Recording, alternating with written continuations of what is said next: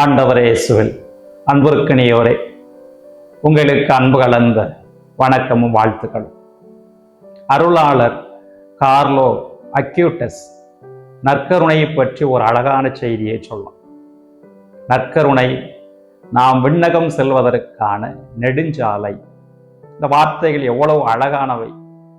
நற்கருணை குறித்து காட்டக்கூடிய வழிகளிலே நாம் நடக்கிற பொழுது நம்மால் எளிதாக விண்ணகத்துக்கு செல்ல முடியும். நற்கருணை அத்தகையதொரு பாதையை நமக்கு அமைத்து தருகிறது என்பதை அவர் அழகாக சொல்வார். குருக்களுடைய பாதுகாவலரான புனித ஜான் மரிய வியானியும் கூட நற்கருணையை பற்றி சொல்கிற பொழுது, கடவுள் இந்த உலகத்திற்கு கொடுத்த மிகப்பெரிய கொடை நற்கருணை. ஒருவேளை நற்கருணையை விடவும் பெரிய கொடை எதுவும் இருந்திருந்தால் கடவுள் அதை கொடுத்திருப்பார். ஆனால் நற்கருணையை விட சிறந்த கொடை எதுவுமே இல்லை. அதனால் தான் அவர் அதை இந்த உலகத்திற்கு கொடுத்தார் என்று குறிப்பிடுவார். நற்கருணை என்றால் நம் ஆண்டவர் இயேசு கிறிஸ்து. கடவுள் நம் ஆண்டவர் இயேசு கிறிஸ்துவை இந்த உலகத்திற்கு தந்தார். அதைத்தான் நாம் யோவான் நற்செய்தி 3வது அதிகாரம் 16வது வார்த்தையிலே படிக்கும்.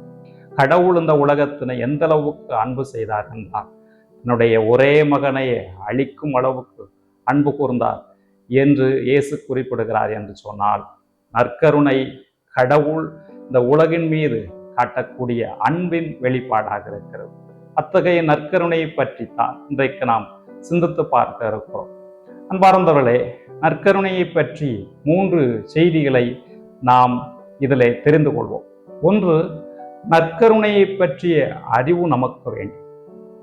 ஆண்டவர் இயேசு கிறிஸ்து கப்பர்நாகமில் உள்ள தொழுகை கூடத்தில் தன்னுடைய உடலாகிய நற்கருணையை பற்றி பேசுகிற பொழுது அங்கிருந்தவர்கள் என்ன சொன்னார்கள்?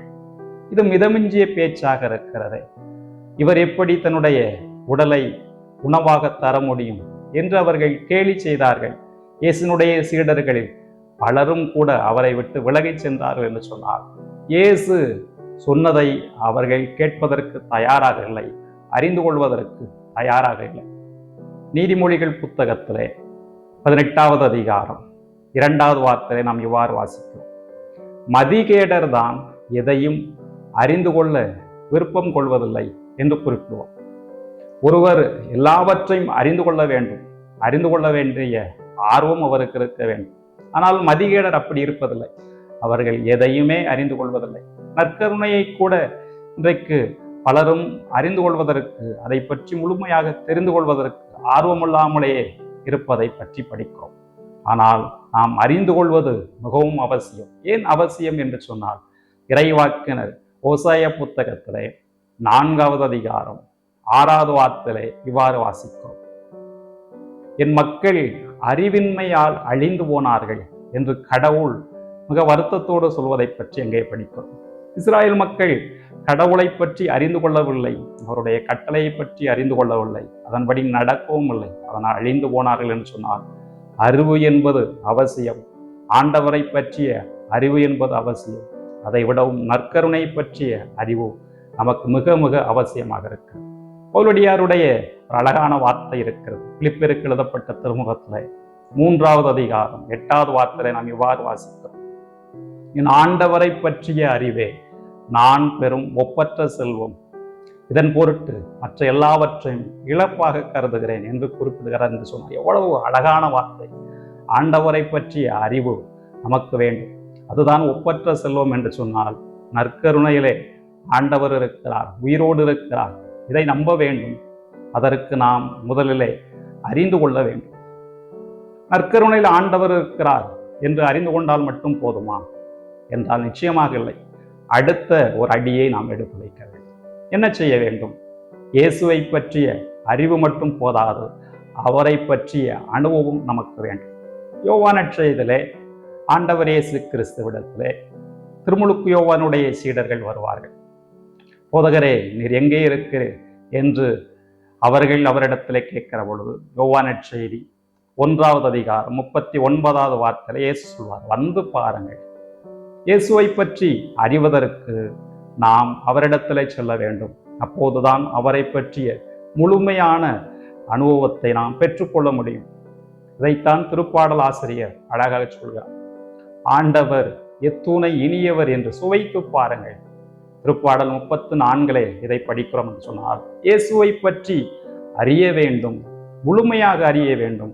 அது மட்டுமல்லாமல் நாம் அவர் எத்துணை இனியவர், எத்துணை இரக்கமிக்கவர், எத்துணை அன்பானவர் என்ற அனுபவத்தை பெற வேண்டும். இந்த அனுபவம் மற்றவர்கள் சொல்லக்கூடிய வார்த்தைகள் அல்ல, நாம் சுயமாக பெற்றுக்கொள்ள வேண்டும்.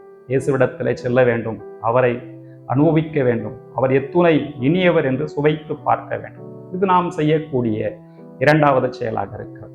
அன்பார்ந்தவர்களே, நற்கருணையை பற்றி அறிவது, அனுபவத்தை பெறுவது என்று சொன்னால், இந்த நற்கருணை சாதாரண உணவு அல்ல. சாதாரண உணவை உடலுக்கு வலிமை அளிக்கிறது. பழைய ஏற்பாட்டிலே அரசர்கள் புத்தகத்திலே நாம் வாசிக்கிறோம், இறைவாக்கினர் எலியா காட்டுக்குள் ஓடுகிற பொழுது அவர் வானதூதர் கொடுக்கக்கூடிய உணவை உண்டு 40 நாள்கள் பயணம் செய்தார் என்று படிக்கும். சாதாரண உணவே ஒரு மனிதருக்கு வலிமை அளிக்கிறது என்று சொன்னார், நற்கருணை நமக்கு உடல் வலிமை மட்டுமல்ல, ஆன்ம வலிமையை தருகிறது. ஆகவே இது ஒரு உணவு என்பதை நாம் மறந்துவிடக்கூடாது. அடுத்ததாக, நற்கருணை என்பது ஒரு உறவு கொண்டாட்டம்.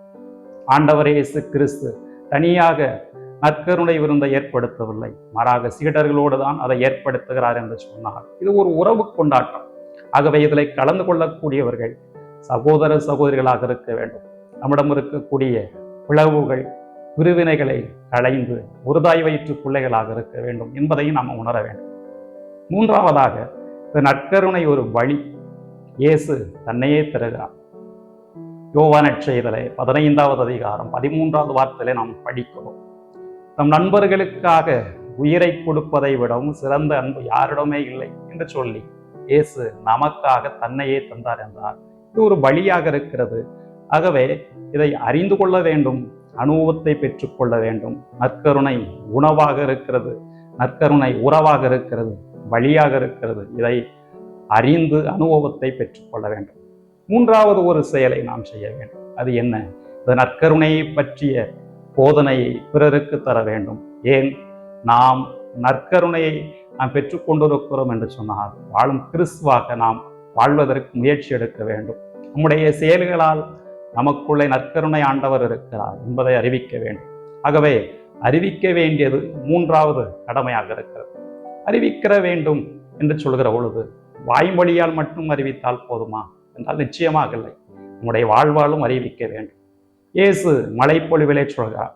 மத்தேயு நற்செய்தி 5வது அதிகாரம் 16வது வார்த்தையிலே நாம் படிக்கிறோம், உங்கள் ஒளி மனிதர் முன் ஒளிர்க, அப்பொழுது உங்களுடைய நற்செயல்களை கண்டு அவர்கள் உங்கள் விண்ணக தந்தையை போற்றி புகழ்வார்கள் என்று சொன்னால், நாம் நற்கருணையை அறிந்து கொள்வது அவசியம்.